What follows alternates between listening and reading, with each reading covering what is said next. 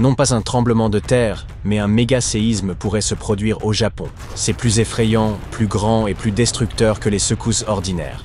Cependant, le problème est qu'il se produira sous l'eau, ce qui signifie qu'il déclenchera un gigantesque tsunami de 30 mètres de haut. Une colonne d'eau, presque aussi haute qu'un immeuble de 10 étages, s'effondrera sur les villes côtières, anéantissant des centaines de maisons. Le flux d'eau peut détruire tout sur son passage comme une boule de bowling qui renverse les quilles. Et puis, une autre vague peut arriver, et encore une autre. Toute personne à risque devrait être sur ses gardes. Comment survivre? Vous le découvrirez plus tard dans cette vidéo. Mais d'abord, voyons ce qu'est un mégaséisme. C'est un tremblement de terre d'une magnitude de 9 ou plus. C'est un phénomène très rare. Et cela ne dépend pas de la puissance du secousse, mais de la longueur de la faille où il se produit. Plus la faille est longue, plus le tremblement de terre est puissant. Mais qu'est-ce que ces failles? Ce sont des fissures dans les roches de la croûte terrestre, qui se déplacent l'une par rapport à l'autre. Imaginez un grand puzzle où chaque détail est une plaque tectonique géante. Lorsqu'une partie du puzzle s'éloigne d'une autre, ou lorsqu'elle se heurte, c'est à ce moment-là que les tremblements de terre commencent. Si la faille entre les parties est longue, alors la magnitude du tremblement de terre est grande.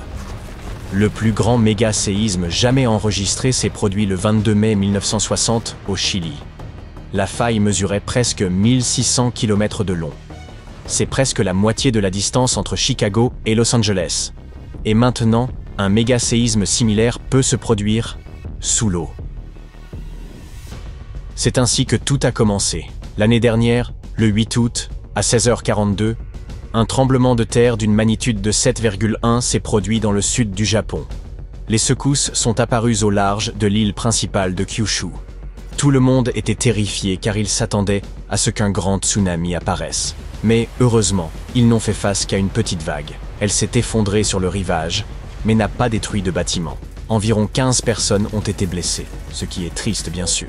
Mais cela aurait pu être pire. Il semblait que la catastrophe était passée. Les habitants ont poussé un soupir de soulagement. Cependant, après cela, l'agence météorologique du Japon a envoyé un avertissement concernant un possible méga-séisme qui pourrait être incroyablement dévastateur.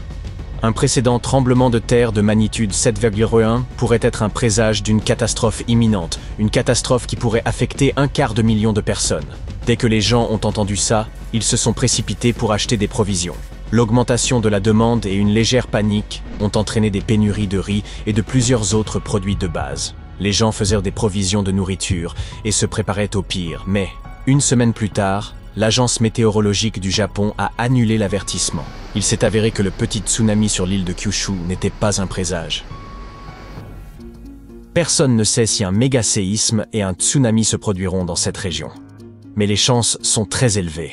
Pour comprendre la nature de ce danger, nous devons plonger sous l'eau dans un endroit appelé la fosse de Nankai. C'est une faille sous-marine de 800 km de long qui court presque parallèlement à la côte pacifique du Japon. C'est ici que deux énormes sections de la croûte terrestre se rencontrent.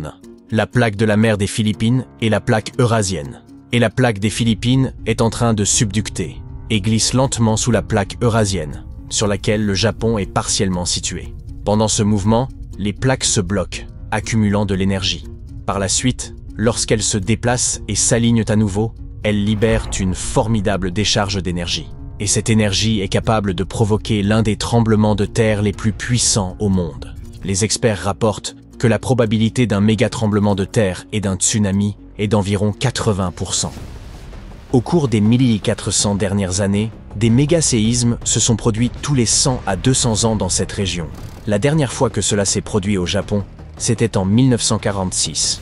L'ensemble du pays a ressenti une puissante secousse qui a détruit 36 000 maisons dans la partie sud de l'île de Honshu. Chaque année, la probabilité qu'une telle catastrophe se répète augmente de 1%. Et savez-vous combien d'années se sont écoulées? 79. Selon les experts, un méga-séisme d'une magnitude de 8 à 9 peut déclencher un tsunami qui inondera les petites îles au large des côtes du Japon. Et les zones densément peuplées des îles de Honshu et de Shikoku peuvent être inondées en quelques minutes. Des centaines de milliers de personnes sont en danger. Les dégâts pourraient se chiffrer en milliards, voire en milliers de milliards de dollars. Selon certains rapports, environ 530 000 personnes pourraient perdre leur logement. Pour sauver des vies, le pays a besoin de procéder à une évacuation à grande échelle. Mais le problème est que personne ne connaît la date exacte. De manière générale, personne dans le monde ne peut prédire à l'avance quand le prochain grand tremblement de terre se produira. Dans le cas de la fosse de Nankai, cela peut arriver dans quelques jours, quelques années, voire des siècles. Alors, que devraient faire les gens? Se préparer.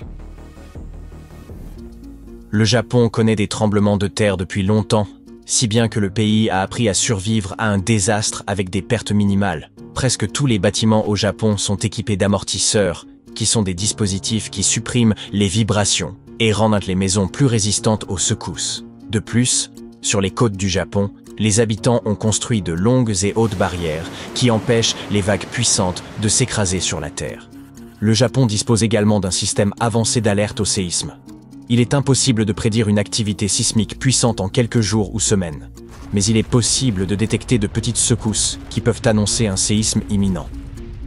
Des dispositifs spéciaux surveillent les signaux sismiques et transmettent les données à certains programmes. Ensuite, ceux-ci évaluent la magnitude et l'intensité des secousses et envoient des avertissements sur les téléphones des habitants. Cela peut sauver des secondes et même des minutes pour que les habitants puissent atteindre l'abri le plus proche à temps. Ces systèmes sont également utilisés pour ralentir la vitesse des trains et pour arrêter le travail dans les usines, les hôpitaux et les immeubles de bureaux. Il est beaucoup plus sûr pour un conducteur de train de ralentir pendant un tremblement de terre que de foncer à pleine vitesse. Mais que se passe-t-il si vous êtes dans la rue et que vous ne pouvez pas entendre les messages de votre téléphone? Comment agir en cas de catastrophe? Cela s'applique non seulement au Japon, mais aussi à tout endroit où un tsunami ou un tremblement de terre peut survenir. Pour survivre à un tsunami, vous devez vous y préparer bien avant qu'une grosse vague ne frappe. Il est très important d'avoir de bonnes relations avec les voisins. Soyez aimable avec eux, aidez-les et traitez-les bien. En période de problème ou de catastrophe, c'est formidable d'avoir des personnes avec qui vous avez une bonne relation.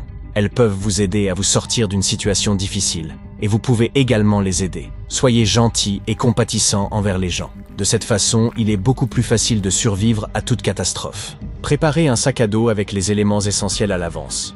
Il s'agit d'une trousse de premiers secours, de nourriture en conserve, de lampes de poche, d'une radio à pile et d'eau en bouteille. Tout cela ne sauvera pas seulement votre vie, mais aidera également d'autres personnes en difficulté. Donc, si vous sentez un tremblement de terre commencer, courez immédiatement vous mettre à l'abri. Si vous êtes chez vous, essayez de vous tenir contre un mur le plus proche possible du centre du bâtiment ou rampez sous un meuble lourd qui est fermement posé au sol, comme un bureau ou une table ordinaire. Éloignez-vous des fenêtres et des portes d'entrée et n'utilisez jamais un ascenseur. Si vous êtes dans la rue, ne vous approchez pas des lignes électriques et des objets qui pourraient tomber. Pendant un tsunami, il vous faut monter le plus haut possible pour éviter d'être englouti par l'eau. Restez aussi loin du rivage que possible et ne descendez pas tant que vous n'êtes pas sûr que c'est sans danger. Mais comment pouvez-vous être informé d'une vague approchante si vous n'avez pas reçu l'alerte? Lorsqu'un tsunami s'approche du rivage, vous entendrez un rugissement similaire au grondement d'un train ou d'un avion qui passe. S'il n'y a pas d'élévation à proximité, essayez alors d'atteindre les étages supérieurs. Cela doit être au moins le 3e étage, mais cela doit être un bâtiment capable de résister à un tsunami, comme une maison massive en béton. S'il n'y a pas de tels bâtiments élevés à proximité, essayez de grimper à un arbre massif.